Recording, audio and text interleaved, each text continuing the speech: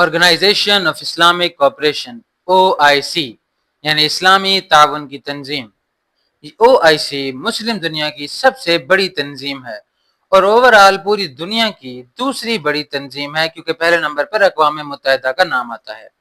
OIC میں total 57 مسلم ممالک موجود ہیں جو کہ اس کے ممبر ہیں. OIC 1.8 بلین مسلمانوں کی واحد اجتماعی آواز بن چکا ہے. اس تنظیم کا قیام 25 ستمبر 1969 کو عمل میں لایا گیا. لیکن آخر ایسی کیا ضرورت پیش آئی کہ تمام مسلم ممالک کو اکٹھا ہونا پڑا؟ اب ہم چلتے ہیں اس کی ہسٹری کی طرف. 21 اگست 1969 مسلمانوں کی تاریخ کا سیاہ ترین دن. اس دن آسٹریلیا کے ایک باشندے ڈینس مائیکل روہن نے مسلمانوں کے مقدس ترین مقام مسلمانوں کے قبلہ اول مسجد الاقصی پر آگ لگا دی. یہ بندہ بیسیکلی عیسائی تھا کیونکہ یہودی تو ہو نہیں سکتا کیونکہ مسجد اقصی جو ہے وہ یہودیوں کے لیے بھی کافی مذہبی مقام ہے. کہا جاتا ہے کہ ڈینس مائیکل روہن جو ہے وہ ایک سیاح تھا اور وہ پہلے بھی مسجد الاقصی آتا تھا، اس کا محاصرہ کرتا تھا، ہر طرف سے اس کو دیکھتا تھا اور چلا جاتا تھا. لیکن 21 اگست 1969 کو وہ اپنے ساتھ پٹرول اور باقی مواد لے کر آیا اور اس نے مسجد کا ایک اچھا حصہ جلا ڈالا جس میں سب سے اہم آتا ہے ممبر آف صلاح الدین. اتنا خوبصورت وہ ممبر جس کو اس نے آگ لگا کر بالکل راکھ میں تبدیل کر دیا.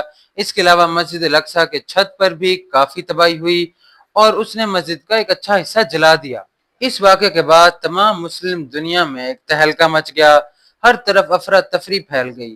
دراصل مسلمانوں کو پہلے سے اس بات کا ڈر تھا کہ اب یہ مقام جو ہے وہ سیف ہینڈز میں نہیں ہے.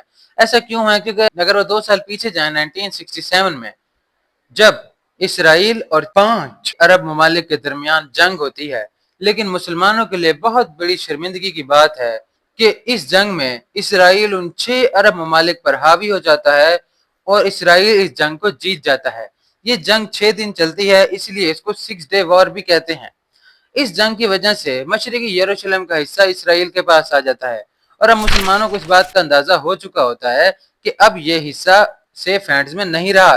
جب مسلمان اپنے مقدس ترین مقام کے ساتھ اتنی زیادتی ہوتے ہوئے دیکھتے ہیں تو اسی وقت ٹھیک ایک مہینے بعد یعنی 25 ستمبر 1969 کو 24 مسلم ممالک کے ہیڈ یعنی یا تو وہ پرائم منسٹر ہو سکتے ہیں یا وہ پریزیڈنٹ ہو سکتے ہیں موراکو کے کیپٹل رباط میں اکٹھے ہوتے ہیں اور وہاں پر ایک تنظیم کی بنیاد رکھتے ہیں اور اس تنظیم کا نام رکھا جاتا ہے آرگنائزیشن آف اسلامک کانفرنس.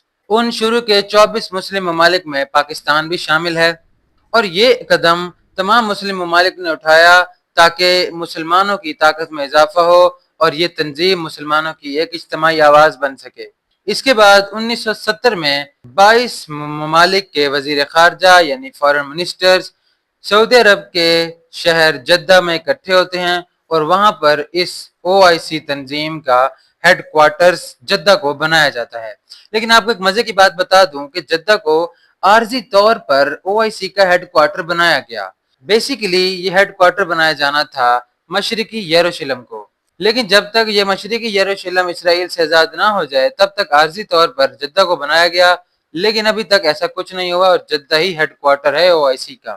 اس کے بعد 1972 کے اندر ایک چارٹر بنایا گیا جس میں تمام اسلامی قوانین لکھے گئے اور اس کو اس تنظیم کا حصہ بنایا گیا اور اس میں بتایا گیا کہ اس تنظیم نے کس طرح کام کرنا ہے اور کس طرح اسلامی مفادات کے حق میں بولنا ہے. دوستو ہم نے پچھلی بھی کچھ تنظیموں کے بارے میں دیکھا ہے کہ وہاں پر پہلے ایک چارٹر بنایا جاتا ہے چاہے وہ اقوام متحدہ ہو یا یورپی یونین ہو، اس کے بعد اس پر عمل کیا جاتا ہے، اس کو سائن کیا جاتا ہے اور پھر ایک تنظیم بنتی ہے. جبکہ OIC میں ایسا نہیں ہے، پہلے ایک تنظیم بنائی گئی اور بعد میں اس میں موڈیفیکیشنز ہوئیں، اس کا چارٹر بنایا گیا. ایسا کیوں تھا؟ کیونکہ مسلمان اب مزید برداشت نہیں کر سکتے تھے، اتنا بڑا ان کے ساتھ حادثہ پیش ہو چکا تھا اور مسجد اقصی کو آگ لگ چکی تھی، تو انہوں نے فوراً سے ایک تنظیم بنانے کا فیصلہ کیا اور موڈیفیکیشنز آگے چلتی رہیں. اس کے بعد 2011 میں جب ان کے ممالک کی تعداد بھی بڑھ گئی تو اس آرگنائزیشن آف اسلامک کانفرنس کا نام چینج کر آرگنائزیشن آف اسلامک کوآپریشن یعنی OIC ہی رکھا گیا. OIC بیسیکلی 2 طرح کے اجلاس منعقد کرتا ہے، ایک اسلامک سمٹ کانفرنس کے ذریعے جبکہ دوسرا کاؤنسل آف فارن منسٹر کے ذریعے. جو اسلامک سمٹ کانفرنس ہے بیسیکلی یہ 3 سال میں ایک بار اس کا اجلاس منعقد کیا جاتا ہے اور اس کے اندر تمام مسلم ممالک کے جو ہیڈ ہوتے ہیں، یا وہ پرائم منسٹر ہو یا پریزیڈنٹ ہو، وہ اس اجلاس میں شرکت کرتے ہیں۔ اس کے علاوہ ضروری نہیں کہ ہر 3 سال بعد ہی اس کے اجلاس کو رکھا جائے، کسی ایمرجنسی سچویشن میں بھی اس اجلاس کو منعقد کیا جا سکتا ہے۔ لیکن اگر ایمرجنسی کی سچویشن میں کسی طرح کا کوئی اجلاس OIC کا منعقد کیا جاتا ہے تو اس کو کہتے ہیں ایکسٹرا آرڈینری سمٹ، اور اس میں بھی تمام مسلم کنٹریز کے ہیڈز یعنی پرائم منسٹر یا پریزیڈنٹ آتے ہیں۔ نمبر 2 پہ آتا ہے کاؤنسل آف فارن منسٹر کے ذریعے اجلاس منعقد کرنا۔ اس کا اجلاس ہر سال ہوتا ہے اور اس میں تمام مسلم کنٹریز کے فارن منسٹر آتے ہیں اور وہ تمام اسلامی پرابلمز کو دیکھتے ہیں اور ان کے سلوشنز کے متعلق بات چیت کرتے ہیں۔ OIC میں اگر پاکستان کے کردار کے بارے میں بات کریں تو پاکستان اسلامک سمٹ کانفرنس کی 2 بار میزبانی کر چکا ہے، جو کہ اس نے 1974 اور 1997 میں کی، اور کاؤنسل آف فارن منسٹر کے اجلاس کی 5 بار میزبانی کر چکا ہے، جو کہ اس نے 1970، 1980، 1993، 2007 اور 2022 میں میزبانی کی۔ پاکستان کو OIC میں بہت زیادہ اہمیت دی جاتی ہے، بلکہ دوسرے لفظوں میں آپ کو کہوں تو تمام 57 مسلم ممالک میں OIC کے اندر ٹاپ پر پاکستان کو رکھا جاتا ہے۔ ایسا کیوں ہے؟ کیونکہ پاکستان واحد اسلامی ایٹمی طاقت ہے، یعنی OIC کے اندر جتنے بھی مسلم ممالک ہیں ان 57 کے 57 مسلم ممالک میں پاکستان وہ واحد اسلامی ملک ہے جو کہ ایٹمی طاقت رکھتا ہے۔ اسی وجہ سے OIC پاکستان کو بہت اہمیت دیتا ہے اور اس کے بات کو کبھی بھی رد نہیں کرتا۔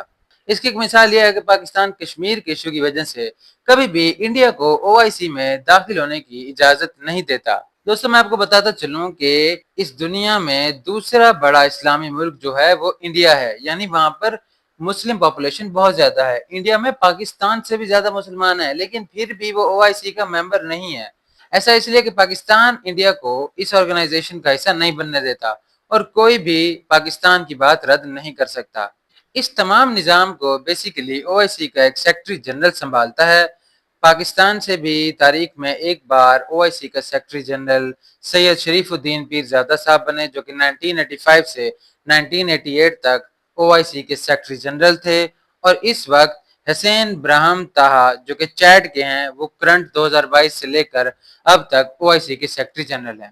تو دوستوں بیسیکلی یہ تھی آرگنائزیشن آف اسلامک کوآپریشن یعنی OIC کی تنظیم، جو کہ مسلم دنیا کی سب سے بڑی تنظیم ہے۔ نیکسٹ ویڈیو میں ایسی تنظیموں کے بارے میں آپ کو بتاتا رہوں گا، تب تک کے لیے اللہ حافظ۔